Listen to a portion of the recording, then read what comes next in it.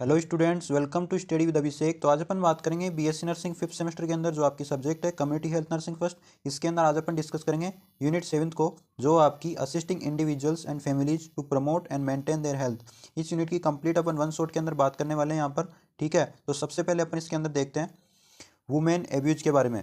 Women abuse क्या होता है इसके बारे में अपन देखेंगे, ये आपके सिलेबस के अंदर भी दिया गया है।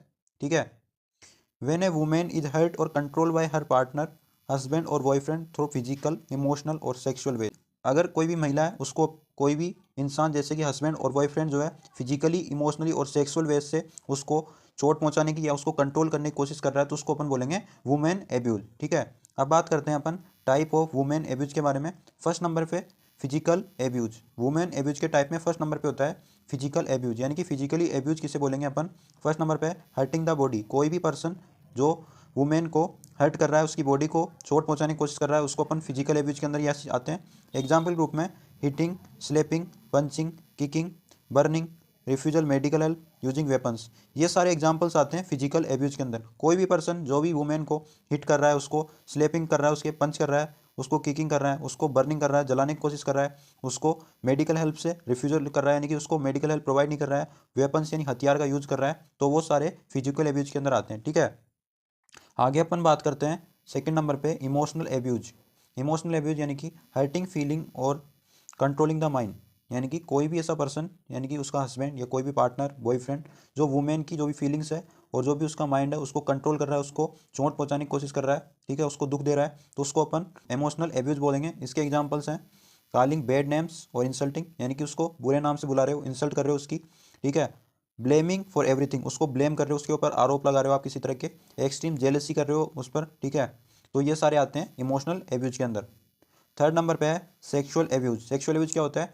Forcing a women into sexual acts without her consent, यानी कि बिना महिला की इजाजत के उसको सेक्सुअल एक्टिविटी के लिए फोर्स करना, वो सब चीज़ें आती है सेक्सुअल एब्यूज के अंदर। एग्जाम्पल ग्रुप की बात कर लेते हैं अपन।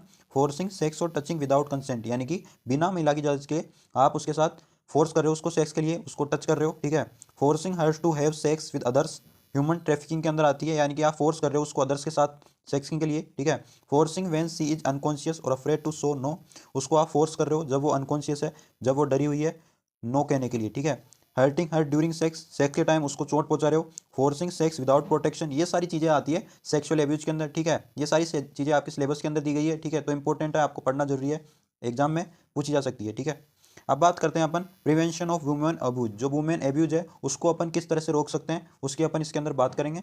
वुमेन विद मेंटल और physical illness need extra care. कोई भी वुमेन है जिसको फिजिकल इलनेस है, मेंटल इलनेस है, उसको एक्स्ट्रा केयर की आवश्यकता है, तो उसको अपन एक्स्ट्रा केयर प्रोवाइड कराएंगे। Society should change negative attitude toward women with illness. Society जो है उसको जो भी नेगेटिव एटीट्यूड रखना है उसको चेंज करना है वुमेन के प्रति, क्योंकि वुमेन जो है इलनेस से ग्रसित है, यानी कि उसको बीमारी है। ठीक है, family support helps recovery. Family support provide करना है, क्योंकि फैमिली सपोर्ट जो है वो वुमेन को जल्दी रिकवरी करने में हेल्प करेगा। Marriage with a person having illness should be accepted. ऐसे पर्सन के साथ जो है वुमेन की शादी करवानी है जिसको पहले से कोई भी इलनेस है, क्योंकि वो एक्सेप्ट कर लेगा उसको। ठीक है, violence should never be use as a solution. आपको हिंसा नहीं करनी है, कोई भी मारपीट नहीं करनी है, क्योंकि ये सोल्यूशन नहीं है। ठीक है, treat mental illness and addiction early. कोई भी मेंटल इलनेस है वुमेन को, कोई भी एडिक्शन है, ड्रग्स की एडिक्शन है, तो उसको आपको ट्रीट करना है अर्ली, यानी कि तुरंत। अब बात करते हैं अपन सेकंड जो टॉपिक आता है आपके सिलेबस के अंदर है चाइल्ड एब्यूज। क्या होता है? When a child is physically, emotionally और सेक्सुअली हार्म और नेग्लेक्टेड बाय द पेरेंट्स और केयर गिवर्स, यानी कि जब किसी चाइल्ड को, बच्चे को फिजिकली, शारीरिक तौर पर, मानसिक तौर पर, भावनात्मक तौर पर हार्म यानी कि नुकसान पहुंचाने की कोशिश की जा रही है उसके पेरेंट्स के द्वारा, उसके केयर गिवर्स के द्वारा, तो इसको अपन बोलेंगे चाइल्ड एब्यूज। ठीक है, इट इंक्लूड्स एनी एक्ट और failure to act that cause harm to the child. इसके अंदर ऐसे एक्ट आते हैं कोशिश करते हैं बच्चे को हार्म पहुंचाने की। ठीक है, अब बात करते हैं अपन cause of the child abuse. क्या क्या कारण है चाइल्ड एब्यूज के? फर्स्ट नंबर पे फिजिकल एब्यूज। फिजिकल एब्यूज क्या होता है? पेरेंट्स मेंटल इलनेस और स्ट्रेस, यानी कि पेरेंट्स अगर मेंटल इलनेस में, स्ट्रेस में, तो वो क्या करेंगे? बच्चे पर भी दबाव डालेंगे। ठीक है, फैमिली प्रॉब्लम्स की वजह से बच्चा जो है दबाव में आ सकता है, सडन एंगर और प्रेशर सिचुएशन की वजह से भी, ठीक है, बच्चा दबाव में आ सकता है। ये सारी चीज़ें आती है आपकी फिजिकल एब्यूज के अंदर, जो चाइल्ड एब्यूज का एक कारण है। सेकेंड नंबर पे सेक्सुअल एब्यूज। इसके अंदर फैमिली डिसऑर्गेनाइजेशन, साइकोलॉजिकल प्रॉब्लम्स हो सकती है एब्यूजर की, poor family relationship, lake of control and guidance, ये सारी चीज़ें आती है आपकी सेक्सुअल एब्यूज। इनके कारण भी बच्चा जो है चाइल्ड एब्यूज का शिकार हो सकता है। ठीक है, थर्ड नंबर पे है इमोशनल एब्यूज। इमोशनल एब्यूज के अंदर आती है आपकी poverty, poor parental control, bad relations in the family, parents who were mistreat as a children, यानी कि ऐसे माता पिता जो अपने बच्चे को गलत तरीके से ट्रीट करते हैं, एल्कोहलिक पेरेंट्स, ये सारी चीज़ें आती है आपकी इमोशनल एब्यूज। इनके कारण क्या हो सकता है, बच्चा चाइल्ड एब्यूज का शिकार हो सकता है। ठीक है, अब बात करते हैं अपन prevention of the child abuse. Child abuse को कैसे अपन रोके, इसकी अपन बात कर लेते हैं। फर्स्ट नंबर पे never live child alone specially outside, यानी कि कभी भी अपने बच्चे को अकेला नहीं छोड़ना है, यानी कि स्पेशली आउटसाइड यानी कि बाहर तो अकेला कभी नहीं छोड़ना है। ठीक है, watch for changes in the child's behaviour, अपन को बच्चे पर नजर रखनी है, उसके बिहेवियर में जो भी चेंजेस आ रहे हैं उसको अपन को देखते रहना है। Teach about good touch and bad touch, good touch क्या होता है, बैड टच क्या होता है, इसके बारे में अपने बच्चे को आपको बताना है। ठीक है, know the child's friends and daily activities, आपको जो भी बच्चे के फ्रेंड्स हैं उनको जानना जरूरी है, जो भी वो डेली एक्टिविटीज़ कर रहे हैं उसको उसके बारे में आपको पता होना चाहिए। Don't punish child when you are very angry, जब आप बहुत ज़्यादा गुस्सा हो तो आपको अपने बच्चे को पनिश नहीं करना है, क्योंकि इससे जो है बच्चा फिजिकल एब्यूज का शिकार हो सकता है। ठीक है, उसके अंदर मेंटल डिस्टर्बेंस आ सकता है। ठीक है, आगे अपन बात करेंगे इंपॉर्टेंट क्वेश्चन जो आपके सिलेबस के अंदर भी है। ठीक है, और इस साल के लिए इंपॉर्टेंट क्वेश्चन भी है, ब्रेस्ट सेल्फ एग्जामिनेशन, जिसको अपन बीएससी भी बोल सकते हैं। एग्जाम के अंदर शॉर्ट नोट आ सकता है इसके ऊपर, बीएससी क्या होता है, तो आपको पता होना चाहिए बीएससी की full form breast self examination. सबसे पहले अपन देखते हैं व्हाट इज बीएससी। बीएससी होता क्या है, BSC means checking your own breast to find any lump, swelling और चेंज अर्ली। बीएससी का मतलब होता है खुद के ब्रेस्ट को, यानी कि कोई भी फीमेल है उसके ब्रेस्ट के अंदर कोई भी लंप है, गांठ है, स्वेलिंग है और कोई भी चेंजेस देखने को मिल रहे हैं, ठीक है, तो उसको अपन बोलेंगे बीएससी।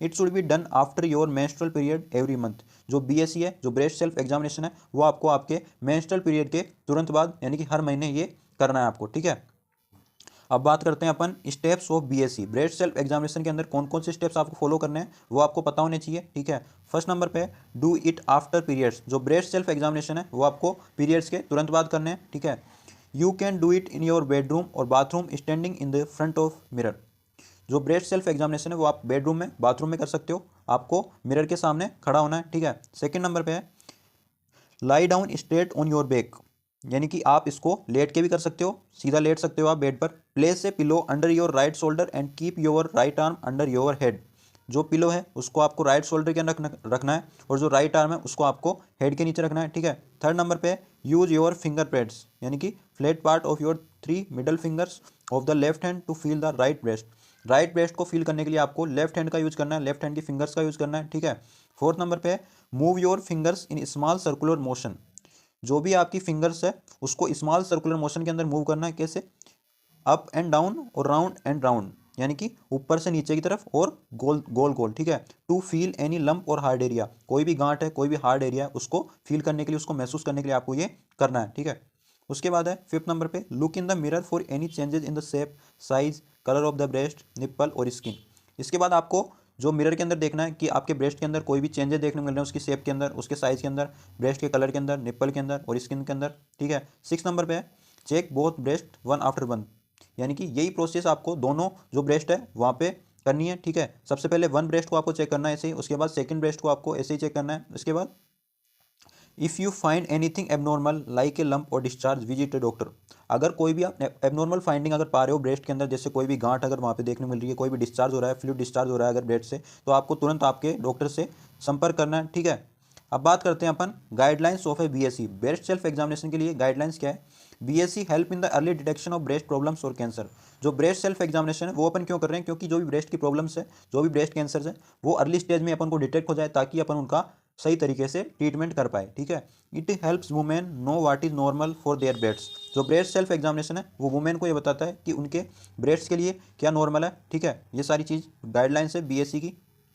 अब बात करते हैं report to doctor if you notice, आपको रिपोर्ट करना है, डॉक्टर से तुरंत मिलना है अगर आप ये चीज़ नोटिस कर रहे हो तो। फर्स्ट नंबर पे हार्ड लंप और थिकनिंग इन द ब्रेस्ट, यानी कि कोई भी अगर गांठ आप महसूस कर रहे हो, थिकनिंग महसूस कर रहे हो ब्रेस्ट के अंदर, तो तुरंत आपको डॉक्टर से संपर्क करना है। स्वेलिंग देखने को मिल रही है, वार्म देखने को मिल रही है, रेडनेस देखने को मिल रही है, डार्कनिंग देखने को मिल रही है ब्रेस्ट की स्किन के अंदर, चेंजेस इन द साइज और शेप ऑफ द ब्रेस्ट, अगर ब्रेस्ट की साइज और शेप के अंदर चेंजेस देखने को मिल रहे हैं तो आपको तुरंत डॉक्टर से संपर्क करना है। स्किन डिम्पलिंग, यानी कि स्मॉल पिट्स, गड्ढे देखने को मिल रहे हैं, फोल्ड्स देखने को मिल रहे हैं, इचिंग देखने को मिल रही है, सोर देखने को मिल रहे हैं, रेस देखने को मिल रहे हैं निप्पल पर, तो भी आपको तुरंत डॉक्टर से संपर्क करना है। Pain in one part of the breast, nipple discharge sudden और ब्लडी, यदि आपके जो ब्रेस्ट है उसके वन पार्ट के अंदर आपको पेन देखने को मिल रहा है, निप्पल से कोई भी डिस्चार्ज हो रहा है सडन या ब्लडी, ब्लड आ रहा है, तो आपको तुरंत डॉक्टर से संपर्क करना है। ठीक है, आगे अपन बात करते हैं टेस्टिकुलर सेल्फ एग्जामिनेशन। ये भी आपके सिलेबस के अंदर दिया गया है और इंपॉर्टेंट क्वेश्चन है, ठीक है। तो अपन इसके अंदर बात करेंगे टेस्टिस के एग्जामिनेशन के बारे में। फर्स्ट नंबर पे अपन को पता होना चाहिए कि मीनिंग क्या है भाई टीएससी का। एग्जाम में क्वेश्चन आ सकता है TSC, what is the TSC, short notes of the TSC. तो टीएससी का आपको मतलब पता होना चाहिए। पहले टेस्टिकुलर सेल्फ एग्जामिनेशन की फुल फॉर्म पता होनी चाहिए, इसके बाद इसका मीनिंग पता होनी चाहिए। Testicular self examination is a method where a person check his testis and scrotum for any swelling, lump और पेन। टेस्टिकुलर सेल्फ एग्जामिनेशन एक मेथड है, एक ऐसा तरीका है जिसके द्वारा पर्सन जो है उसके टेस्टिकल को और जो भी उसको स्क्रोटम होता है उसको चेक करता है कि वहाँ पे किसी प्रकार की स्वेलिंग तो नहीं है, किसी प्रकार की गांठ तो नहीं है, किसी प्रकार का दर्द तो नहीं है, ठीक है। This is usually done in front of mirror while taking bath. जो टेस्टिकुलर सेल्फ एग्जामिनेशन होता है वो पर्सन जो है वो मिरर के सामने खड़े होकर करता है जब वो नहाता है, ठीक है। This procedure should be done by every man eight starting of puberty. जो ये टेस्टिकुलर सेल्फ एग्जामिनेशन है ये प्रोसेस जो है प्रत्येक व्यक्ति को करनी चाहिए प्यूबर्टी के स्टार्टिंग में, ठीक है। अब बात करते हैं अपन पर्पज ऑफ टेस्टिकुलर एग्जामिनेशन की। टेस्टिकुलर एग्जामिनेशन के पर्पज क्या है, क्या उद्देश्य है, क्यों अपन को करनी चाहिए। To check the growth and development of any lump. कोई भी गांठ है उसकी ग्रोथ और डेवलपमेंट को अपन को चेक करने के लिए अपन को टेस्टिकुलर एग्जामिनेशन करना चाहिए कि टेस्टिस के अंदर कोई गांठ तो नहीं है, ठीक है। टू फाइंड एनी एबनॉर्मलिटी, कोई भी एबनॉर्मलिटी को फाइंडिंग करने के लिए अपन को टेस्टिकुलर एग्जामिनेशन करना जरूरी है। To detect early sign and symptoms of testicular cancer because cancer usually start as painless lump और स्वेलिंग। सबसे पहले अपन को जो भी अर्ली साइन एंड सिम्टम्स होते हैं टेस्टिकुलर कैंसर के उसको डिटेक्ट करने के लिए अपन को टेस्टिकुलर एग्जामिनेशन करना है, क्योंकि जो कैंसर होता है उसके अर्ली साइन एंड सिम्टम्स के अंदर क्या होता है, पेनलेस लंप और स्वेलिंग दिखती है, यानी कि जो भी गांठ है उसके अंदर पेन नहीं होगा बिल्कुल भी और स्वेलिंग देखने को मिलेगी वहाँ पर, ठीक है। तो इसको डिटेक्ट करने के लिए आपको टेस्टिकुलर सेल्फ एग्जामिनेशन जरूरी है, यानी कि टीएससी करना जरूरी है। स्टेप्स और प्रोसीजर की अपन बात कर लेते हैं कि कौन कौन सी स्टेप्स होती है टीएससी की जो प्रोसीजर है टेस्टिकुलर सेल्फ एग्जामिनेशन के अंदर। Like breast self examination, testicular examination should be done once in a month. Breast self examination अपन ने देखा था, उसकी तरह ही टेस्टिकुलर एग्जामिनेशन अपन को एक महीने में एक बार करना है, ठीक है। The best for TSC right after the hot bath because the hot bath makes testicles relax which make it easier for the examination. Best time जो है टीएससी के लिए वो कब है, जब आप गर्म पानी से नहा रहे हो, क्योंकि जो हॉट बाथ होता है यानी गर्म पानी जो होता है, ठीक है, वो क्या करता है टेस्टिकल्स को रिलैक्स कर देता है, जिससे जो एग्जामिनेशन है टीएससी का टेस्टिकुलर सेल्फ एग्जामिनेशन वो क्या हो जाता है, ईजी हो जाता है, ठीक है। Stand in the front of mirror and the lift the right leg and place it over the chair. सबसे पहले आपको क्या करना है, जो भी मिरर है उसके सामने खड़ा होना है और जो राइट लेग है उसको उठाना है और उसको चेयर के ऊपर रख देना है, ठीक है। It will help to expose whole testicle. ये क्या करेगा, जो भी आपका टेस्टिकल है उसको पूरा एक्सपोज कर देगा, उसको दिखा देगा, ठीक है। इसके बाद क्या करना है, take the testicle between the thumb and the finger of both hands, ठीक है, विद स्लाइट प्रेशर। इसके बाद जो भी टेस्टिकल है उसको आपको थंब और फिंगर से दोनों हाथों से पकड़ना है और स्लाइट प्रेशर वहाँ पे लेना है, यानी कि थोड़ा प्रेशर दबाना है, ठीक है। Gently roll the testicles in the both hands. जो भी टेस्टिकल्स है आपके उनको आपको दोनों हाथों से रोल करना है, यानी कि मूवमेंट करनी है वहाँ पे, ठीक है। असेस फॉर एनी लंप और स्वेलिंग, असेस करना है आपको, कोई भी लंप यानी गांठ देखने को मिल रही है, स्वेलिंग है तो उसको। As the process done in right testicles repeat the same process in the left testicle. अगर जैसे ही आपकी ये प्रोसेस आपने राइट टेस्टिकल में परफॉर्म करी, इसके बाद ये तुरंत जो भी प्रोसेस है इसको सेम प्रोसेस को आपको लेफ्ट टेस्टिकल में रिपीट करना है। Lift the left leg, place it on the chair. आपको लेफ्ट लेग को उठाना है और उसको चेयर पर रखना है। Take left testicle in both hands with the slight pressure. Left testicle को आपको बोथ हैंड दोनों हाथों के अंदर लेना है, स्लाइट प्रेशर वहाँ पे डालना है, ठीक है। Gently roll the testicle in both hands. आपको रोल करने हैं टेस्टिकल्स को दोनों हाथों से, ठीक है। कुछ एडिशनल पॉइंट्स है टेस्टिकुलर सेल्फ एग्जामिनेशन के जो भी आपको पता होने चाहिए। Testicle self examination do not cause any kind of pain and swelling. Testicular self examination के कारण जो भी किसी प्रकार का पेन और स्वेलिंग नहीं हो सकती है, ठीक है। Cancer lump usually found firm and painless. जो कैंसर का लंप है वो फर्म पाया जाएगा, यानी कि पेनलेस होगा, वहाँ पे किसी प्रकार का दर्द नहीं होगा। If any abnormality found during testicles examination like changes in the shape, size, colour and found any lump, discharge, swelling, then consult doctor. अगर कोई भी आपको एबनॉर्मलिटी मिल रही है ड्यूरिंग टेस्टिकल्स के एग्जाम्स के दौरान, जैसे शेप में चेंज हो रहा है, साइज में, कलर में चेंज हो रहा है, आपको कोई भी गांठ देखने को मिल रही है, वहाँ पे डिस्चार्ज देखने को मिल रहा है भाई टेस्टिस से, स्वेलिंग देखने को मिल रही है, तो आपको तुरंत जो है डॉक्टर से कंसल्ट करना है, ठीक है। अब बात करते हैं अपन नए टॉपिक के बारे में, जो आपका warning signs of the various disease. इसके अंदर कुछ वार्निंग साइंस होते हैं जो बताते हैं आपको डिजीज के बारे में। There are many warning signs of the various disease but here are some of the most common. यहाँ पे बहुत सारे वार्निंग साइंस होते हैं कुछ बहुत सारी डिजीजों के, लेकिन कुछ इंपॉर्टेंट्स हैं जो मोस्ट कॉमन है आपके। फर्स्ट नंबर पे आपको पता होना चाहिए चेस्ट पेन के वार्निंग साइंस के बारे में। Chest pain, this can be sign of heart attack. जो चेस्ट पेन है वो हार्ट अटैक का साइन हो सकता है। But it can also be caused by other problem such as heart burn, indigestion और मसल ट्रेन। लेकिन ये अदर प्रॉब्लम्स के कारण भी हो सकता है चेस्ट पेन, जैसे हार्ट बर्न हो सकता है आपका, इंडाइशन हो गया कोई भी आपको, ठीक है, मसल के स्ट्रेन के अंदर प्रॉब्लम हो गई आपकी, तो उसकी वजह से भी आपको चेस्ट पेन हो सकता है, तो आपको ये पता होना चाहिए। सेकंड नंबर पे abdominal pain, this can be sign of various problems including stomach ulcer, appendicitis and the gall bladder disease, ये सारे आपको पता होने चाहिए, ठीक है। थर्ड नंबर पे सडन वेट लॉस और गेन देखने को मिल रहा है, तो ये किसका साइन है, can be sign of diabetes, thyroid problem और कैंसर, इन डिजीजों के ये साइन हो सकता है, सडन वेट लॉस और गेन। थर्ड नंबर पे इसके बाद change in the appetite, this can be sign of many different disease, यानी कि अगर आपको भूख के अंदर चेंज देखने को मिल रहा है तो ये किसके साइन हो सकते हैं, कैंसर का साइन हो सकता है, डिप्रेशन का साइन हो सकता है, या HIV एड्स का साइन हो सकता है, ठीक है। इसके बाद फैटिग और वीकनेस, यदि आपको वीकनेस देखने को मिल रही है, ठीक है, तो ये किसका साइन हो सकता है, this can be sign of many different disease including anaemia का साइन हो सकता है, क्रोनिक फैटिक सिंड्रोम का साइन हो सकता है और हार्ट डिजीज का साइन हो सकता है। इसके बाद अनएक्सप्लेन ब्लीडिंग हो रही है यानी कि आपको, तो this can be sign of various problems including cancer का साइन हो सकता है, ये ब्लड क्लॉटिंग डिसऑर्डर का साइन हो सकता है एंड लीवर डिजीज का साइन हो सकता है, ठीक है। इसके बाद है changes in the bowel habits, ये किसका साइन हो सकता है, यानी कि बाउल इंटेस्टाइन के अंदर आपको चेंजेस देखने को मिल रहे हैं, ठीक है, तो ये किसका साइन हो सकता है, this can be sign of many disease including colorectal cancer, inflammatory bowel disease and irritable bowel syndrome, ये साइन हो सकते हैं। स्किन चेंज के अंदर देखने को मिल रहा है, this can be sign of many different disease, ये किसके साइन है, स्किन कैंसर का साइन हो सकता है, सोरियासिस का साइन हो सकता है और एक्जिमा का साइन हो सकता है, ये सारी स्किन डिजीज होती है। हेडेक किसका साइन हो सकता है, this can be sign of many different disease, इसके अंदर है including migraines, high blood pressure and brain tumours, ठीक है। इसके बाद है warning signs of specific disease, कुछ स्पेसिफिक डिजीज है जिनके स्पेसिफिक साइंस सिम्टम्स होते हैं, ठीक है। फर्स्ट नंबर पे आपको याद रखना है cancer, cancer can cause various symptoms, cancer का वेरियस सिम्टम देखने को मिलते हैं depending on the type of cancer and location, जो उसके टाइप पर और उसके लोकेशन पर डिपेंड करता है।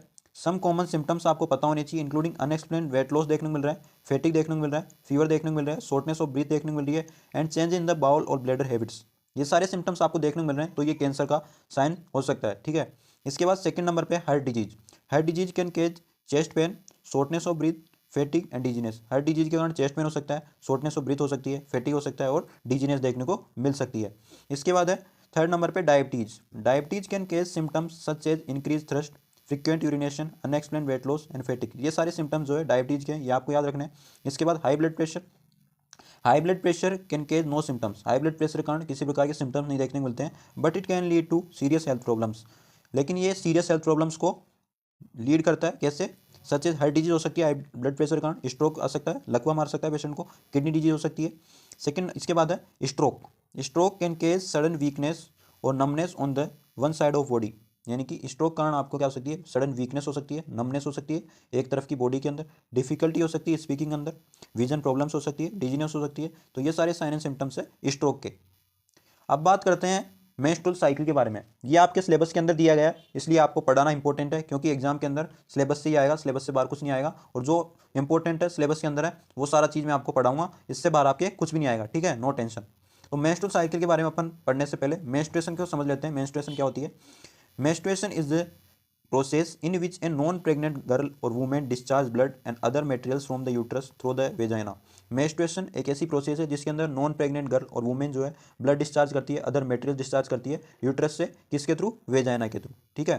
This happen as a part of the body natural monthly cycle, ये क्या है, एक बॉडी की नेचुरल मंथली साइकिल होती है जिसको अपन मेंस्ट्रुअल साइकिल बोलते हैं, यानी कि मासिक चक्र, ठीक है। अब बात करते हैं menstrual cycle, it is called the menstrual cycle, इसको अपन मेंस्ट्रुअल साइकिल क्यों बोलते हैं, because it repeat every month, because it repeat every month, यानी कि ये प्रत्येक महीने रिपीट होती रहती है, after a girl reaches puberty and continue until menopause, जब तक प्यूबर्टी तक नहीं पहुंच पाती गर्ल्स वहाँ से स्टार्ट होती है, एंड जब तक मीनोपोज नहीं आ जाता, यानी कि जो आपकी मेंस्ट्रुअल साइकिल है वो खत्म नहीं हो जाती, उसको अपन बोलते हैं मीनोपोज, अनलेस सी बिकम्स प्रेग्नेंट, और जब तक वह प्रेग्नेंट नहीं हो जाती तब तक ये चलती रहती है मेंस्ट्रुअल साइकिल, ठीक है। The cycle length can very in women, usually it is 28 to 32 days, जो मेंस्ट्रुअल साइकिल है वो अलग अलग महिलाओं के अंदर अलग अलग हो सकती है जैसे, लेकिन इसका जो नॉर्मल जो टाइम पीरियड होता है वो होता है 28 से 32 डेज, ठीक है। On average A women loss 30 to 14 millilitres of the blood during menstruation, एक एवरेज अपन बताएं तो एक वुमेन जो है मेंस्ट्रुएशन के दौरान 30 से 40 मिलीलीटर ब्लड का लॉस करती है, ठीक है।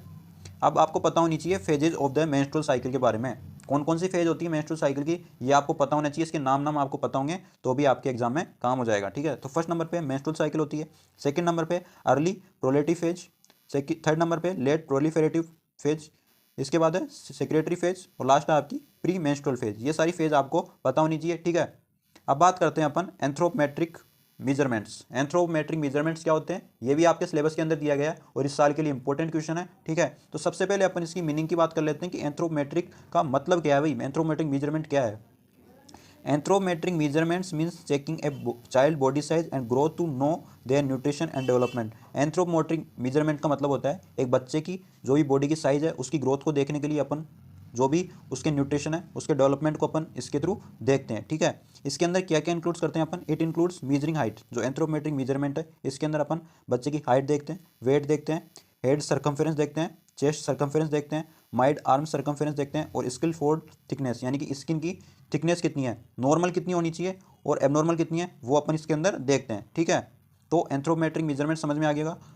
नॉर्मल आप याद रखना, एंथ्रोपोमेट्रिक मेजरमेंट में अपन बच्चे की height, weight, head circumference, chest circumference, mid arm circumference, skin fold thickness देखते हैं, ठीक है। ये सारी चीज़ें अपन पीडिया के अंदर पढ़ेंगे। पीडिया अपन 6 सेमेस्टर में अपनी जो क्लासेज हैं, जो अपना शेड्यूल है उसके अंदर अपन देखेंगे, ठीक है। वहाँ पे अपन डिटेल के अंदर बात करेंगे ये क्या होती है, ठीक है। यहाँ पे कुछ चीज़ें देख लेते हैं, लेकिन पर्पज की अपन बात कर लेते हैं। अपन एंथ्रोपोमेट्रिक मेजरमेंट क्यों करते हैं, to check normal growth and development of a child. एक बच्चे की नॉर्मल ग्रोथ एंड डेवलपमेंट को देखने के लिए अपन एंथ्रोपोमेट्रिक मेजरमेंट करते हैं। To find any abnormal change in the early age, early age के अंदर कोई भी एबनॉर्मल चेंज है उसको देखने के लिए अपन एंथ्रोपोमेट्रिक मेजरमेंट करते हैं। To compare growth according to the child's age, बच्चे की एज के अनुसार ग्रोथ हो रही है नहीं हो रही है उसके कंपेयर के लिए अपन एंथ्रोपोमेट्रिक मेजरमेंट करते हैं। इसके बाद अपन देखते हैं इसके अंदर measurement of the weight. Weight का मेजरमेंट कैसे करते हैं, ठीक है। For babies up to 5 years using a spring balance up to 20 kg, यानी कि जो 5 साल से छोटे बच्चे हैं उनके अंदर अपन जो उनका वेट होता है उसको मेज़र करने के लिए अपन स्प्रिंग बैलेंस का यूज करते हैं। 20 kg तक वजन जो इससे अपन मेजर करते हैं, ठीक है। फॉर चिल्ड्रन एबव 5 ईयर्स, 5 साल से बड़े बच्चों के लिए अपन वेटिंग मशीन का यूज करते हैं। The child should wear less cloth for accurate weight, जो चाइल्ड है उसको कम कपड़े आपको पहनाने हैं एक्यूरेट वेट के लिए। नॉर्मल वेट जो है बर्थ पे चाइल्ड का वो होता है 2.5 से 3.5 kg, ठीक है। डबल बाय द 6 मंथ, जो वेट है वो 6 मंथ पर डबल होता है। ट्रिपल बाय द 1 ईयर, जो वेट है वो 1 साल पर ट्रिपल हो जाता है, ठीक है। ये सारी चीज़ पीडिया के अंदर अपन डिटेल से पढ़ेंगे अच्छे से, ठीक है। लेकिन अभी आपको याद रखना है क्योंकि आपके क्वेश्चन आएगा तो आपको ये सारी चीज़ लिख के आनी है, ठीक है। ये सारी चीज़ तो आपको पता होनी चाहिए क्योंकि ये रीडिंग है जो आपको पता होनी चाहिए, ठीक है। इसके बाद मेजरमेंट ऑफ हाइट, हाइट का मेजर कैसे करते हैं अपन। For children under 2 years lay them flat, mark head and heel points and measure the distance. 2 साल से छोटे बच्चे जो हैं उनके अंदर अपन हाइट का मेजरमेंट कैसे करते हैं, सबसे पहले उनको सीधा खड़ा कर देते हैं और मार्किंग कर देते हैं हेड से हील तक, यानी कि सिर से लेकर जो आपकी हील है वहाँ तक। उसके बाद जो भी डिस्टेंस है उसको मेजर करते हैं। For children above 2 years the stadiometers height scale, यानी कि 2 साल से बड़े जो बच्चे हैं उनके अंदर अपन स्टेडियोमीटर का यूज करते हैं उनकी हाइट को मेजर करने के लिए से, ठीक है। इसको अपन हाइट स्केल बोलते हैं। नॉर्मल हाइट एट बर्थ, ये आपको पता होनी चाहिए कि नॉर्मल हाइट कितनी होती है बर्थ पर, वो होती है आपकी 45 से 50 सेमी, ठीक है। इसके बाद 75 सेंटीमीटर होती है 1 साल पर, ट्रिपल हो जाती है 4 साल पर, और कंप्लीट हो जाती है 13 साल पर। 13 साल पर जो है कंप्लीट हो जाती है एक बच्चे की। करते हैं अपन बॉडी मास इंडेक्स के बारे में। ये एक टॉपिक है जो आपके सिलेबस के अंदर भी दिया गया है और इंपॉर्टेंट टॉपिक है। तो बॉडी मास इंडेक्स यानी कि BMI की अपन बात करते हैं। Body mass index is a simple index that is use to classified normal weight, obesity, underweight, overweight by using weight for height in adults. जो बॉडी मास इंडेक्स होता है एक सिंपल इंडेक्स होता है जिसके अंदर अपन नॉर्मल वेट को, ओबेसिटी को, अंडरवेट को और ओवरवेट को क्लासीफाई करते हैं वेट फॉर हाइट मेजर करके, ठीक है। BMI is a value that is derived from the calculation of weight and height of an individual. BMI क्या एक वैल्यू होती है जो वेट और हाइट के कैलकुलेशन से डिराइव होती है। BMI का जो फॉर्मूला होता है वो होता है weight in kg upon height in metre square, ठीक है। आगे अपन बात करते हैं इसके classification of adults according to BMI। Classification किया गया है एडल्ट्स का अकॉर्डिंग टू BMI, ठीक है। अंडरवेट किसको बोलेंगे अपन, जिसकी BMI जो है वो 18.50 से कम है उसको अपन बोलेंगे अंडरवेट। नॉर्मल रेंज क्या होती है BMI की, वो होती है 18.50 से 24.99। इसके बाद ओवरवेट किसको बोलेंगे, जिसकी BMI जो है 25 से एबव होगी। उसके बाद प्री ओबेज किसको बोलेंगे, ओबेसिटी से पहले की स्टेज के अंदर जो प्री ओबेज पर्सन होते हैं जिनकी BMI 25 से 29.99 है उसको अपन बोलेंगे प्री ओबेज। इसके बाद ओबेज क्लास फर्स्ट किसको बोलेंगे अपन, जिसकी BMI जो है 30 से 34.99 है। उसके बाद ओबेज क्लास सेकंड के अंदर अपन किसको रखेंगे, जिसकी BMI 35 से 39.99 है, ठीक है। इसके बाद ओबेस क्लास थर्ड के अंदर अपन रखेंगे जिसकी BMI 40 से ज़्यादा है, ठीक है। तो समझ में आ गई होगी आपको। तो ये बात हो गई है कंप्लीट आपकी यूनिट 7th की, जो आपकी assisting individuals and families to promote and maintain their health. I hope आपको वीडियो पसंद आई होगी। वीडियो पसंद आई लाइक और चैनल को सब्सक्राइब करना ना भूले, ठीक है। इसके बाद जो है सिलेबस कंप्लीट करने के बाद मैं एक इंपॉर्टेंट क्वेश्चंस की वीडियो बनाऊंगा जो आपके एग्जाम के अंदर आते हैं, ठीक है। थैंक यू, मिलेंगे नेक्स्ट वीडियो में नए टॉपिक के साथ।